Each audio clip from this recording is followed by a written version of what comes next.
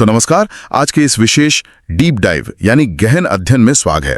आज का ये सत्र बहुत ही खास होने वाला है जी, क्योंकि आज किसी सामान्य विषय पर चर्चा नहीं हो रही है, बल्कि भौतिक विज्ञान के एक बेहद महत्वपूर्ण अध्याय प्रत्यावर्ती धारा या ऑल्टरनेटिंग करंट के नोट्स का लाइन दर लाइन विश्लेषण किया जाएगा। बिल्कुल, और ये छात्रों के लिए बहुत मददगार होगा। हाँ, हमारा मिशन है कि आज इन नोट्स के हर एक पेज, हर एक लाइन और हर एक हेडिंग को बिल्कुल उसी क्रम में पढ़ा जाए और गहराई से समझा जाए। ये सामग्री बोर्ड परीक्षा की तैयारी करने वाले छात्रों के लिए एक संपूर्ण चीट शीट की तरह काम करेगी। एकदम सही।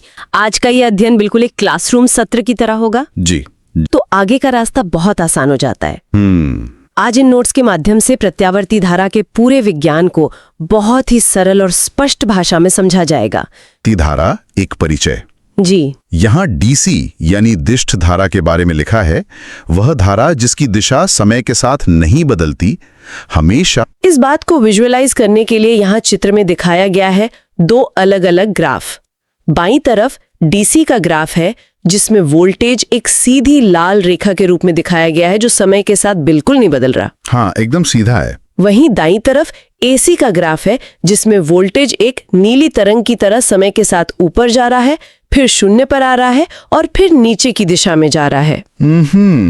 जैसे पानी की लहरें। बिल्कुल, जिस तरह शांत पानी में पत्थर मारने पर लहरें अपनी मध्य स्थिति से ऊपर उठती हैं और फिर नीचे जाती हैं, बिल्कुल वैसे ही एसी में वोल्टेज और करंट भी लगातार बदलते रहते हैं। और इसका फायदा क्या है? इसका सबसे बड़ा फायदा ये है कि ट्रांसफार्मर का उपयोग करके इसके वोल्टेज को कम या ज्यादा किया जा सकता है, जिससे इसे अब पावर प्लांट से बहुत दूर स्थित शहरों तक भेजना बेहद सस्ता पड़ता है। अच्छा, तो ये कारण है। अब नोट्स के अगले हिस्से पर चलते हैं जहां बताया गया है कि ये धारा अलग अलग पुर्जों में कैसे काम करती है। जी, यहाँ हेडिंग है एक, प्रतिरोधक में प्रत्यावर्ती धारा। इसमें मुख्य बात लिखी है, प्रतिरोधक में वोल्टेज V और करंट I एक ही कला यानी सेम फेज में होते हैं, यानी दोनों एक साथ शून्य होते हैं और एक साथ अधिकतम पर पहुंचते हैं। हाँ, ये सेम फेज वाली बात बहुत जरूरी है। फिर यहाँ सूत्र दिए गए हैं, वोल्टेज V बराबर Vm sine omega T, current I बराबर Im साइन ओमेगा टी, अधिकतम करंट Im बराबर Vm बटा R, ब्रैकेट में लिखा है ओम का नियम। जी, और अंत में औसत शक्ति के बारे में लिखा है, एक पूरे चक्र में औसत करंट शून्य होता है लेकिन औसत शक्ति शून्य नहीं होती। P बराबर हाफ Im स्क्वायर R। बिल्कुल। एक मिनट रुकिए, यहाँ एक बहुत बड़ी उलझन पैदा होती है। अगर लहर आधी ऊपर है मतलब प्लस में और आधी नीचे है माइनस में, तो एक पूरे चक्र में कुल करंट तो गणित के हिसाब से 0 हो गया। सही कहा आपने। तो फिर औसत शक्ति या पावर 0 क्यों नहीं है ना? बिना नेट करंट के किसी उपकरण में ऊर्जा कैसे खर्च हो रही है? ये एक बहुत ही शानदार और तार्किक सवाल है। इसे समझने के लिए हमें गणित और भौतिकी दोनों के नियमों को जोड़ना होगा। अच्छा, शक्ति या पावर का जो सूत्र है वो है P बराबर I स्क्वायर R। जब करंट धनात्मक दिशा यानी आगे की ओर बहता है तो उसका वर्ग या स्क्वायर भी धनात्मक होता है, और जब करंट ऋणात्मक दिशा में यानी उल्टी ओर बहता है तो ऋणात्मक संख्या का वर्ग भी गणित के अनुसार धनात्मक ही होता है। अरे हाँ, माइनस का स्क्वायर प्लस हो जाता है। बिल्कुल। अब इसे भौतिक विज्ञान के नजरिए से देखते हैं। तार के अंदर जो इलेक्ट्रॉन हैं, वे चाहे सीधी दिशा में दौड़ें या उल्टी दिशा में, वे तार के परमाणुओं से टकराएंगे जरूर। और जब भी टक्कर होगी तब ऊष्मा पैदा होगी, गर्मी निकलेगी। इसीलिए ऊर्जा हमेशा खर्च होती है और औसत शक्ति कभी शून्य नहीं होती। समझ गया। और जो एक ही कला या सेम फेज लिखा था, उसका सीधा सा मतलब है कि वोल्टेज और करंट एकदम पक्के दोस्तों की तरह साथ साथ चलते हैं। साथ साथ चलते हैं मतलब? इसे और स्पष्ट करने के लिए यहाँ चित्र में दिखाया गया है एक परिपथ जिसमें एसी स्रोत के साथ एक प्रतिरोधक जुड़ा है और उसके ठीक बगल में V और I की तरंगों का ग्राफ है। वोल्टेज की बड़ी लहर और करंट की थोड़ी छोटी लहर एक ही समय पर शुरू होती हैं, एक ही समय पर सबसे ऊपर यानी शिखर पर पहुंचती हैं और एक ही समय पर वापस शून्य वाली रेखा को काटती हैं। उनमें आपस में कोई आगे पीछे होने का टकराव नहीं है। ये स्पष्टीकरण बहुत ही मददगार है, लेकिन अगर एक पूरे चक्र में एसी का औसत करंट 0 है तो एक साधारण मीटर तो 0 ही दिखाएगा। बिल्कुल, साधारण डीसी मीटर 0 ही दिखाएगा। तो फिर परिपथ में करंट को मापा कैसे जाए? इसी सवाल का जवाब पेज की अगली हेडिंग में है, आरएमएस मान, एसी को मापने का सही तरीका। जी, यहाँ आरएमएस की जरूरत क्यों के तहत 3 बिंदु लिखे हैं। पहला, एक पूरे चक्र में एसी का औसत मान 0 होता है। दूसरा, इसलिए एसी की ताकत मापने के लिए हम वर्ग माध्य मूल यानी रूट मीन स्क्वायर यानी आरएमएस मान का उपयोग करते हैं। हाँ। तीसरा, हमारे घरों में आने वाला 220 वोल्ट असल में आरएमएस वोल्टेज ही होता है। ये बहुत जरूरी पॉइंट है छात्रों के लिए। वे सूत्र दिए गए हैं, आरएमएस करंट IRMS बराबर IM बटा √2 बराबर 0.707 IM। आरएमएस वोल्टेज VRMS बराबर VM बटा √2 बराबर 0.707 VM। जी। और सबसे महत्वपूर्ण लाइन लिखी है, डीसी के समान आरएमएस मान वाली एसी उतनी ही ऊष्मा पैदा करती है जितनी उसी मान की डीसी पैदा करेगी। बिल्कुल सही। तो मतलब क्या इस आरएमएस को एक तरह का प्रभावी रूप माना जा सकता है, यानी एसी का वह रूप जो उसे एक स्थिर डीसी के बिल्कुल बराबर खड़ा कर देता है? एकदम सही। छात्रों को इसे इसी तरह से समझना चाहिए। चूंकि एसी लगातार बदल रही है और उसका औसत 0 है, इसलिए हम साधारण तरीके से उसकी ताकत नहीं बता सकते। हमें यह देखना होता है कि वो एसी असल में काम कितना कर रही है।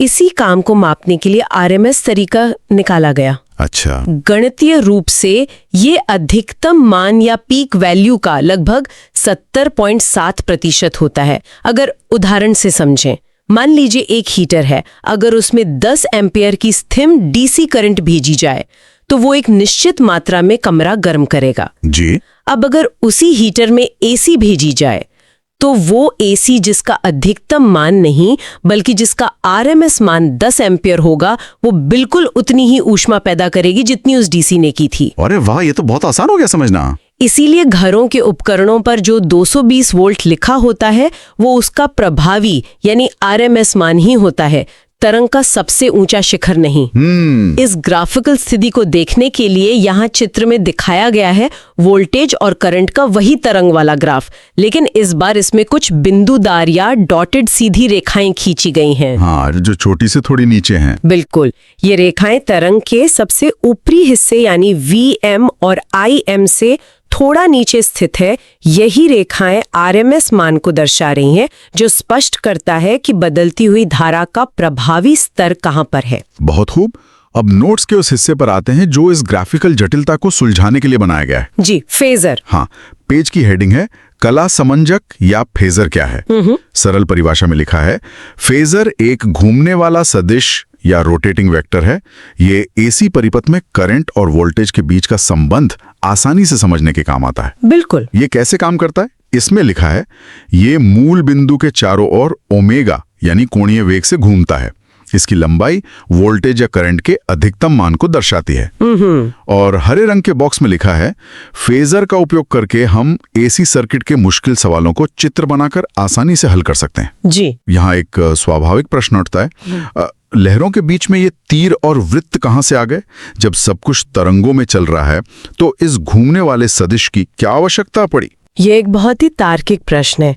होता यह है कि जब सर्किट में प्रतिरोधक के साथ साथ अन्य पुर्जे भी जुड़ जाते हैं तो वोल्टेज और करंट की लहरें आगे पीछे हो जाती हैं। अच्छा। कागज पर 3-4 लहरों को एक साथ बनाना और फिर उनके बीच का अंतर नापना बहुत ही मुश्किल और उलझा हुआ काम हो जाता है। हाँ, वो तो बहुत कंफ्यूजिंग हो जाएगा। इसी मुश्किल गणित को आसान करने के लिए फेजर का जन्म हुआ।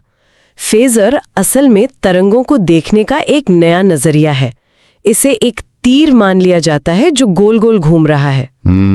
स्थिति को स्पष्ट करने के लिए यहाँ चित्र में दिखाया गया है एक वृत्त या सर्कल जिसके केंद्र यानी मूल बिंदु से एक नीले रंग का तीर बाहर की तरफ निकल रहा है। जी। ये तीर वामावर्त दिशा यानी एंटी क्लॉकवाइज दिशा में ओमेगा की गति से लगातार घूम रहा है। इस तीर की जो लंबाई है वो वोल्टेज के सबसे ऊंचे शिखर को दिखा रही है। अच्छा, लंबाई मतलब मैक्सिमम वैल्यू। बिल्कुल। और ये तीर क्षैतिज रेखा के साथ जो कोण बना रहा है, जिसे ओमेगा टी कहते हैं, वो बताता है कि लहर अभी अपने चक्र में कहाँ पहुंची है। क्या बात है। मतलब क्या यह घड़ी की सुई की तरह है जो समय के बजाय वोल्टेज या करंट की स्थिति बता रही है? एकदम सही पकड़ा आपने। इसकी तुलना एक एनालॉग घड़ी की सुई से ही की जा सकती है। घड़ी की सुई बताती है कि दिन का कौन सा प्रहर चल रहा है, और ये घूमता हुआ तीर बताता है कि एसी के चक्र का कौन सा हिस्सा चल रहा है।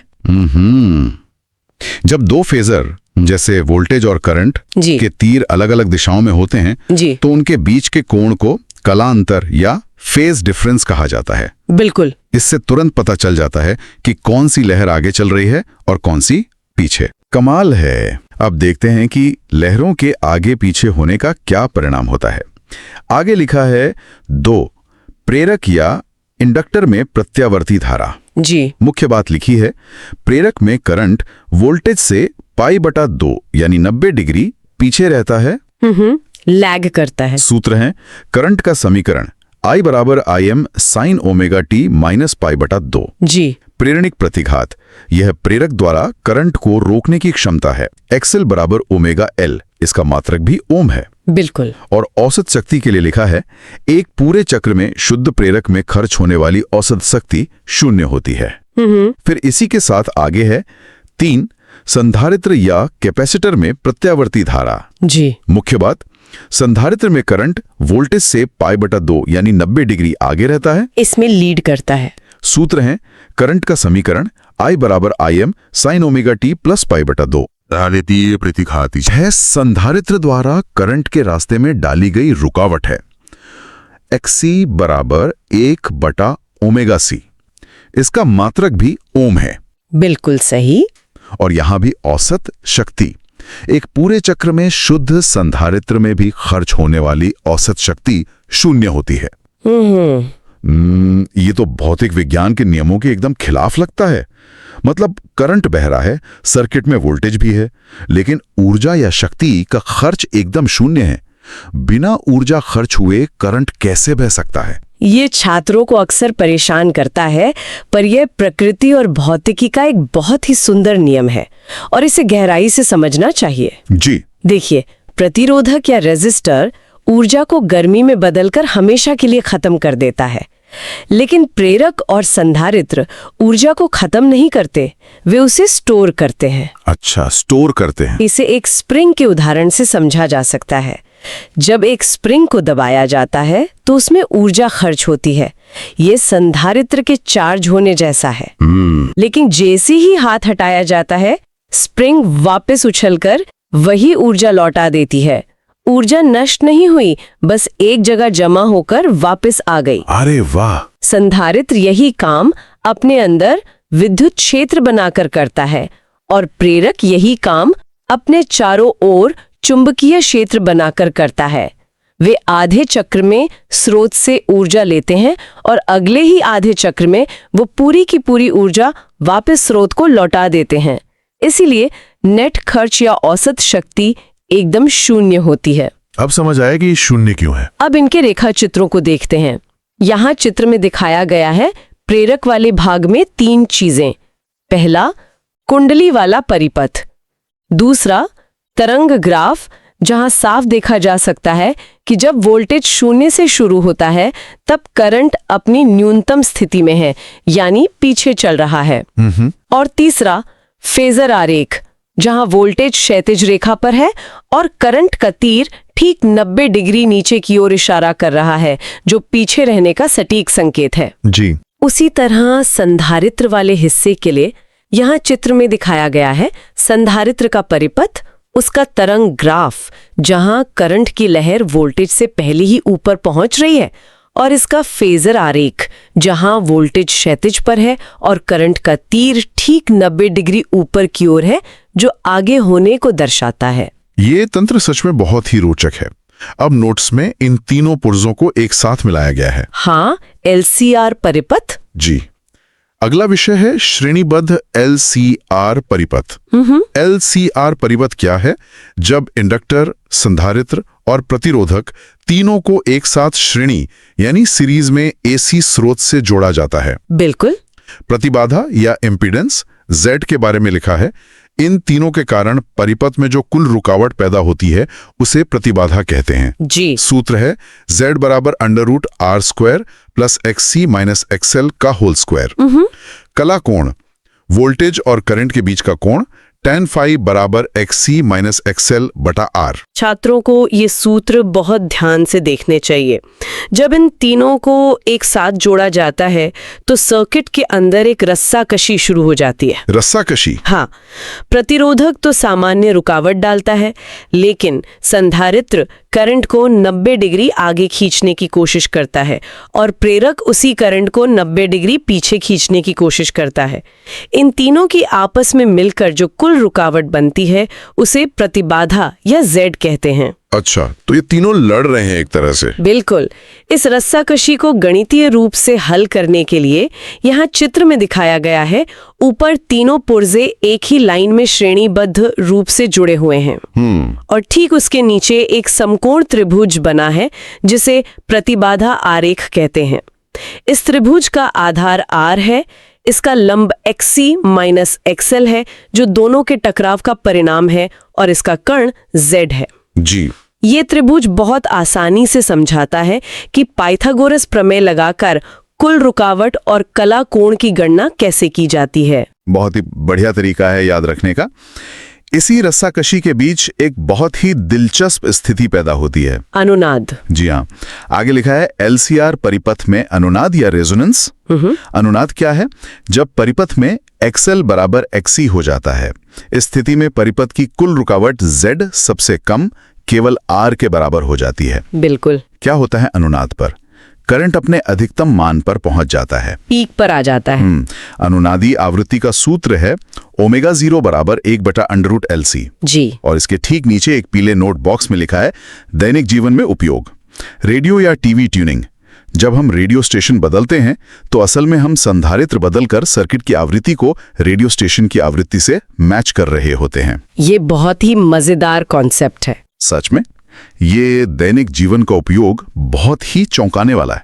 इसका मतलब ये हुआ कि जब कार में 98.3 FM रेडियो ट्यून किया जाता है तो असल में उस बटन को घुमाकर सर्किट के अंदर के कैपेसिटर की वैल्यू को बदला जा रहा होता है। बिल्कुल, यही भौतिक विज्ञान का असली जादू है।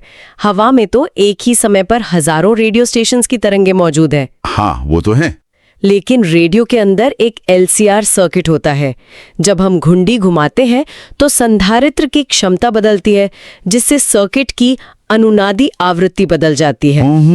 जब वो आवृत्ति ठीक 98.3 मेगाहर्ट्ज वाली बाहरी तरंग से मैच कर जाती है तो परिपथ में अनुनाद होता है। इस विशेष स्थिति में प्रेरक और संधारित्र एक दूसरे के प्रभाव को पूरी तरह से काट देते हैं। अच्छा। हाँ, XL बराबर XC हो जाता है। सर्किट में रुकावट न्यूनतम हो जाती है और केवल उस विशिष्ट रेडियो स्टेशन का करंट सर्किट में अधिकतम तेजी से बहने लगता है। बाकी सभी स्टेशनों की तरंगें भारी रुकावट के कारण दब जाती हैं। कमाल है, मतलब बाकी सब फिल्टर हो जाते हैं। बिल्कुल। इस स्थिति को ग्राफ पर देखने के लिए यहाँ चित्र में दिखाया गया है एक ग्राफ, जहाँ X अक्ष पर आवृत्ति है और Y अक्ष पर करंट। बीच में एक विशेष बिंदु पर करंट एक ऊंचे पहाड़ की चोटी की तरह एकदम से ऊपर पहुंच गया है। यही वह क्षण है जब रेडियो में गाना बिल्कुल साफ सुनाई देता है। क्या कमाल की व्यवस्था है। चलिए अब वापस ऊर्जा की बात करते हैं। पेज है AC परिपथ में शक्ति और शक्ति गुणांक। जी, पावर फैक्टर। औसत शक्ति। AC परिपथ में खर्च होने वाली कुल शक्ति वोल्टेज, करंट और उनके बीच के कोण पर निर्भर करती है। P बराबर V गुणा I गुणा cos phi। शक्ति गुणांक यह बताता है कि परिपथ कितनी शक्ति का असल में उपयोग कर रहा है। cos phi बराबर R बटा Z। बिल्कुल। यहाँ एक नोट बॉक्स है, वॉटहीन धारा या वॉटलेस करंट। यदि परिपथ में केवल शुद्ध प्रेरक या संधारित्र हो तो cos phi बराबर 0 होता है। इस स्थिति में करंट तो बहता है लेकिन शक्ति खर्च नहीं होती। इसे ही वॉटहीन धारा कहते हैं। जी। ये वॉटहीन धारा तो वही स्प्रिंग वाला सिद्धांत हो गया ना, कि तार में बिजली दौड़ तो रही है लेकिन वो कोई वास्तविक काम या ऊर्जा का उपभोग नहीं कर रही है। जी हाँ, बिल्कुल। जैसा कि सूत्र में देखा जा सकता है, AC में शक्ति सिर्फ वोल्टेज और करंट को गुणा करने से नहीं मिलती। उनके बीच का जो कला कोण है उसका कोसाइन यानी कॉस फाई ये तय करता है कि कितनी शक्ति असल में काम आ रही है। इस कॉस फाई को ही शक्ति गुणांक कहते हैं। शुद्ध प्रेरक और संधारित्र में करंट 90 डिग्री आगे या पीछे होता है और गणित में कॉस 90 डिग्री का मान 0 होता है। इसलिए पूरा का पूरा शक्ति समीकरण 0 हो जाता है। समझ गया। शक्ति के इस बंटवारे को स्पष्ट करने के लिए यहाँ चित्र में दिखाया गया है एक समकोण पावर त्रिभुज। इस त्रिभुज का कर्ण आभासी शक्ति है जो कुल शक्ति दिखती है जी। इसका आधार सक्रिय शक्ति है जो असल में काम आती है और खर्च होती है, और इसका लंब वाटहीन शक्ति है जो सर्किट में बिना खर्च हुए बस स्रोत और पुर्जे के बीच उछलती रहती है। बहुत ही स्पष्ट चित्र है ये। अब नोट्स के उस हिस्से पर आते हैं जिसने एसी को दुनिया भर में इतना लोकप्रिय बनाया। हेडिंग है ट्रांसफॉर्मर, वोल्टेज बदलने की मशीन। बहुत जरूरी टॉपिक। सिद्धांत लिखा है, यह अन्योन्य प्रेरण या म्यूचुअल इंडक्शन के सिद्धांत पर काम करता है। यह एसी वोल्टेज को कम या ज्यादा करने के काम आता है। बिल्कुल। ट्रांसफॉर्मर के प्रकार, ऊंचाई या स्टेप अप वोल्टेज बढ़ाता है, इसमें एनएस बड़ा है एनपी से। जी। अपचाई या स्टेप डाउन वोल्टेज कम करता है, इसमें एनएस छोटा है एनपी से। महत्वपूर्ण सूत्र है वीएस बटा वीपी बराबर एनएस बटा एनपी बराबर आईपी बटा आईएस। हाँ। इसके बाद अगले पेज पर हानियों का जिक्र है। ट्रांसफॉर्मर में ऊर्जा की हानि। जी। कोई भी ट्रांसफॉर्मर 100% आदर्श नहीं होता। इसमें मुख्य रूप से 4 तरह की ऊर्जा हानि होती है। पहली, फ्लक्स क्षरण। प्राथमिक कुंडली का पूरा फ्लक्स द्वितीयक तक नहीं पहुंच पाता। इसे कम करने के लिए कुंडलियों को एक दूसरे के ऊपर लपेटा जाता है। जी। दूसरी, कुंडलियों का प्रतिरोध। तांबे के तारों में प्रतिरोध के कारण ऊष्मा पैदा होती है। मोटे तारों का उपयोग करके इसे कम करते हैं। बिल्कुल। तीसरी, भंवर धाराएं या एडी करंट्स। लोहे के क्रोड में भंवर धाराएं पैदा होकर उसे गर्म कर देती हैं। इसे कम करने के लिए स्तरित क्रोड का उपयोग होता है। चौथी, शैथिल्य या हिस्टेरेसिस। बार बार चुंबकित और विचुंबकित होने में ऊर्जा खर्च होती है। इसके लिए नरम लोहे का उपयोग किया जाता है। जी, ये ट्रांसफॉर्मर तो कमाल की मशीन है, लेकिन ये 4 हानियां, फ्लक्स क्षरण, प्रतिरोध, भंवर धाराएं और शैथिल्य, मतलब क्या इन्हें इंजीनियरिंग की मदद से पूरी तरह से खत्म नहीं किया जा सकता? देखिए, दुनिया की कोई भी मशीन 100% आदर्श नहीं हो सकती। कुछ ना कुछ ऊर्जा तो गर्मी के रूप में बर्बाद होगी ही। ट्रांसफॉर्मर अन्योन्य प्रेरण पर काम करता है। इसमें 2 तारों की कुंडलियां होती हैं जो आपस में भौतिक रूप से जुड़ी भी नहीं होती। अच्छा, टच नहीं करती? बिल्कुल नहीं।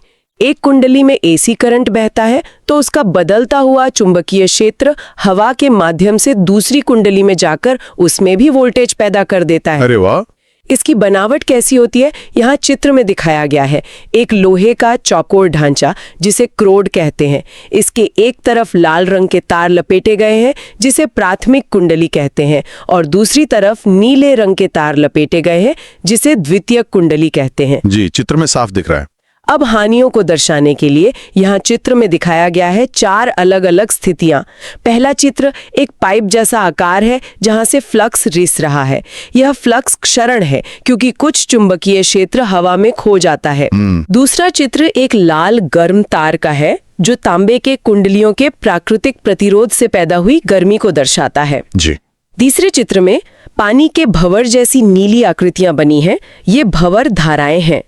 जब लोहे के भारी टुकड़े पर बदलता हुआ चुंबकीय क्षेत्र पड़ता है तो लोहे के अंदर ही बेकार के करंट गोल गोल घूमने लगते हैं जिससे लोहा भयंकर गर्म हो जाता है।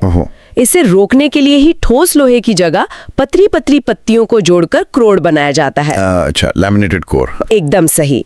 और चौथा चित्र एक चुंबक का है जो शैथिल्य हानि को दिखाता है, क्योंकि एसी करंट के कारण क्रोड के अणु 1 सेकंड में 100 बार अपनी दिशा बदलते हैं, जिसमें घर्षण से ऊर्जा खर्च होती है। यह बहुत ही विस्तृत व्याख्या है।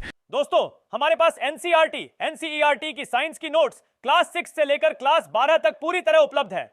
आप इन सभी पीडीएफ नोट्स का प्रिंट आउट भी निकलवा सकते हैं, और ये सभी सामग्री बहुत ही कम कीमत में प्रदान की जा रही है।